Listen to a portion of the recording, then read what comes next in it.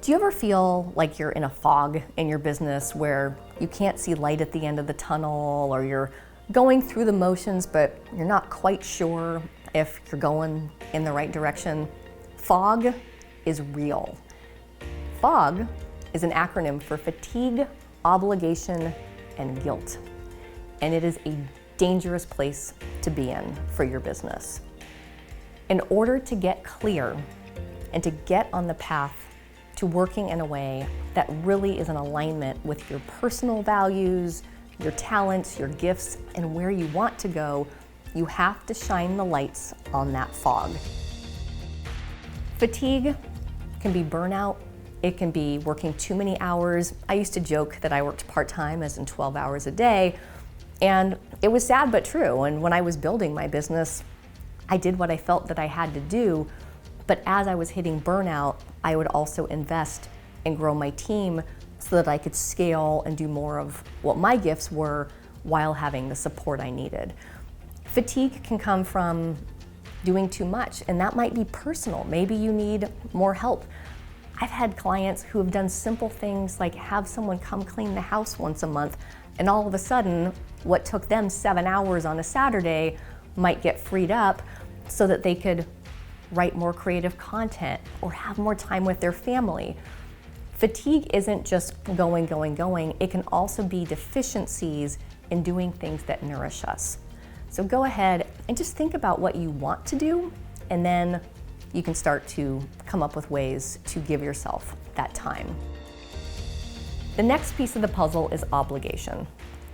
How many of us can relate to that? I feel obligated to attend the meeting, or I was asked to do some volunteer work, or someone asked if I could pick someone's kid up from school. Whatever it is, we as humans want to be helpful, but it's this obligation that can wear on us and can be very, very unhealthy to the energy that we bring to our business, but also the tone that we put out there. Anytime you feel obligated, whether it's to sign a contract or to do certain things in your business, anytime it feels like you should do it, go ahead and shine the lights on that and break that down, because often that's time to hit the pause button. And the last piece is guilt.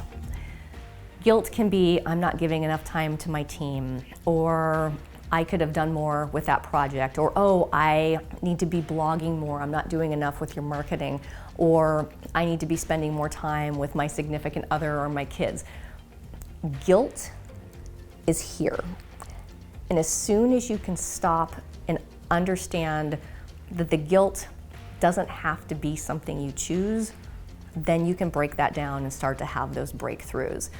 So as you look at your fog, your fatigue, your obligation, your guilt, it might be one of those, it might be a combination, but once you start to identify what those are, then you can break them down.